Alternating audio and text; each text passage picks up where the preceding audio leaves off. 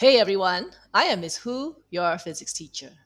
In this video, we're going to be learning about ripple tanks in terms of what they are and why we use them to study wave phenomena.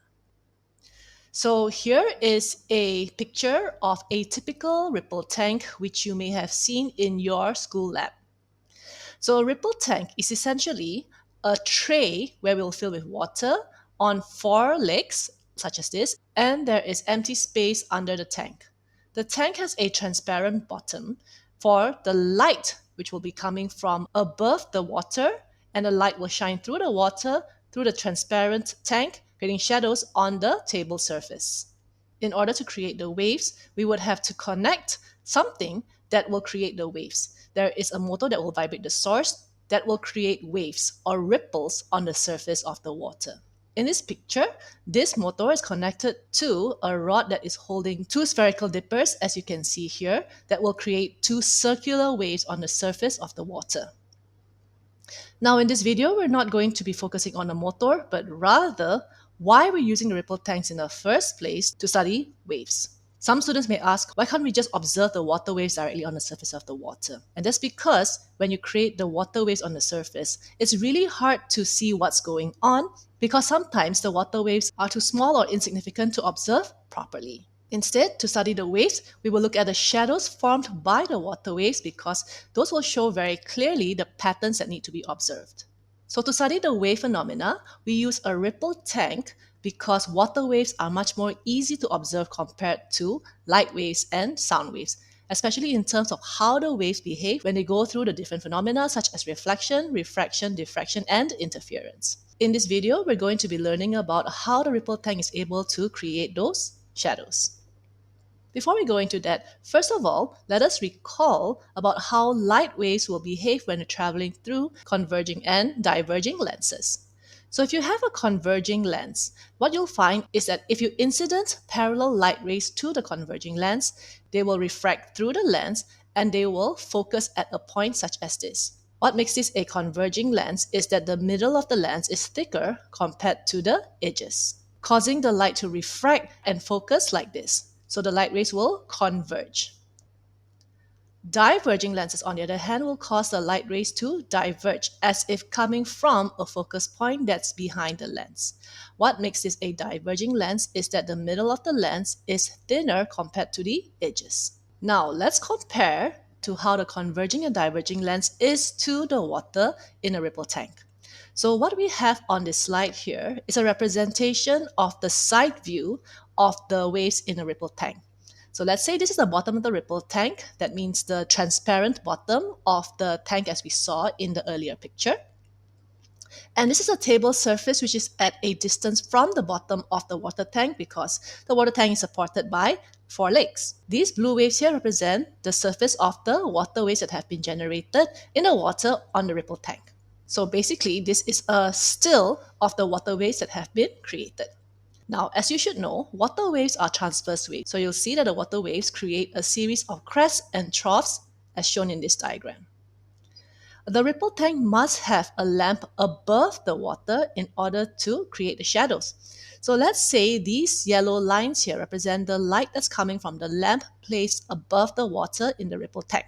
Now, assuming the light from the lamp are all coming parallel, you can see now that the crests and the troughs of the water waves create a series of converging and diverging lenses. So the crests of the water waves create the effect of converging lenses because the depth here is greater compared to the sides, while the troughs create an effect similar to diverging lenses because the depth here is less compared to the sides. So you'll find that at the crest, the light rays will end up converging or focusing, while the troughs will cause the light rays to diverge.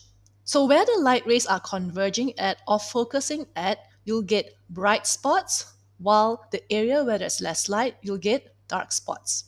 So what you'll see on a stable surface is a series of dark and bright spots. So if the waves were plane waves, you'll see something like this. So you'll see a series of dark and bright lines such as this. So that's what we kind of mean when we say that we see shadows formed by the light waves. Here's a still image taken of waves formed in a ripple tank. So you can see that there's a series of bright and dark areas. So the bright areas is caused by the converging light rays due to the crest, while the dark areas are caused by the diverging light due to the troughs of the waves. By the way, in case you're wondering, this image is showing plane waves that pass through two slits, and you get an interference pattern on the right-hand side. So looking at the ripple tank, you'll find that every component is necessary. So of course, you have the motor to create the vibration in order to create the water waves on the surface of the water. So this area is a tank which will hold water, and the bottom of the tank is transparent for the light from the lamp above the water to shine through onto the table surface. So normally, if you want to observe the shadows more clearly, the table should be a white table, or you could just place a piece of white paper under the ripple tank to observe the shadows more clearly. Some of you may have seen slightly different ripple tanks, such as these. So this looks like a box, and instead of observing the shadows formed from the waves on the surface of the table, you see it on the side here like this. Some people mistaken this for an overhead projector. This is not. This is a ripple tank. If you don't know what an overhead projector is, it's a really old piece of technology, and you can go and Google it if you'd like to find out more. So does this kind of ripple tank work differently from what we've just learned about, since we're seeing the shadow on the side rather than under? No, it's exactly the same. The only thing is that this ripple tank has a mirror inside placed at a 45-degree angle. So the shadow of the waves is still formed under the ripple tank. That means the lamp from the top will shine through the water, through the transparent tank onto the bottom. We place a mirror at an angle here so that the shadow will be reflected off the mirror and projected onto the screen, such as this. So this kind of ripple tank is very useful if you have a very large class, so that the entire class can see the screen from wherever they're sitting, rather than everyone having to crowd around the ripple tank trying to see the shadows that are formed under the ripple tank instead. Now, if your school doesn't have a ripple tank, or if you're learning this on your own at home and you don't have access to a ripple tank, you can actually make your own version of a ripple tank. I have a video which I explain on how to make your own ripple tank for free. Yes, it costs you virtually nothing to be able to make a ripple tank at home. Obviously, it's not going to be as good as those kind of ripple tanks you can buy and use in the lab, simply because it's a little bit more difficult to try to get the motor to create the vibration needed to generate the waves on the surface of the water. However, you can still study the wave phenomena with your own homemade ripple tank, and in this video, I explain how. I've put the link to this video in the description below. And that is it for this video. So if you found this video to be educational and helpful, do click like and let me know in the comments below how you have found this video to have helped you. If you'd like to help me keep making free educational video lessons and lab practicals, donations are welcomed at my Ko-fi page. That's ko-fi.com/physicsrocks. For notes, quizzes, and syllabus updates, check out my website at physicsrocks.com. Do check out videos on my YouTube channel for videos on other topics which you might find helpful.